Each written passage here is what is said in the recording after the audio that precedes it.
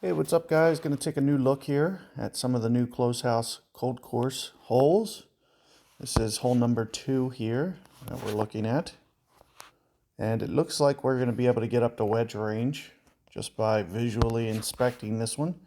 So typically what I might do is go about 8-9 rings here. Full overpower, maybe just a touch of curl back. Since it was a headwind, I would expect this to kind of check up a little bit and not roll out to the full extended guide that you saw. So here you can see we are straight. Now one of the things that I a lot of times like to do, see if this is uphill. It appears to be. So with the uphill, might kind of change things up a little bit. So here you can see is max. And if I was to look at where my rings are going to be pulling, I'll be pulling up towards this max. Now, how many rings from max am I? You know, that's just something that you might want to visually inspect a little bit. It'll help you get a good approximation. So if I'm starting at, it'd be nice to be able to pull that if the pin wasn't an object. So there's maybe about 40 from. Now let's take a look in the amp here. And you'll see we'll be almost moving about 20 rings for this adjustment here. So that's going to be just about half of the way. Now another thing to consider is you might want to consider wind effect. You can see this is really going to start checking back. I would imagine this ball guide is going to change, collapse down.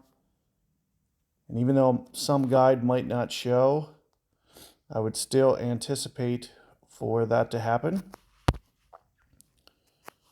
So let's just, you can see what I'm doing with my angle here. And like I said, I'm maybe 30 rings from, and we're going to be pulling up. So I would imagine somewhere up in here, maybe 94% might be a good estimate for this, because we're going to be pulling rings up towards max. So you can't use this starting adjustment. You'll want to use the adjustment towards the end. So at 18 rings, 17.8, give or take, all we'll try to do is straighten up this arrow a little bit. I'm going to work through these first sets without a grid, just to kind of help the players who may not be using grid for alignment. And, I'm comfortable with about both methods, so really not. Now, the only thing I do want to check is make sure that I'm on Pro D. And I would imagine this is going to be ballpark. Should be a pretty good adjustment, but let's see if we can predict the wind effect. Looks pretty good overall, just over the edge. So you can see it just burnt the edge. We almost got it, but you can see all in all, not a bad adjustment.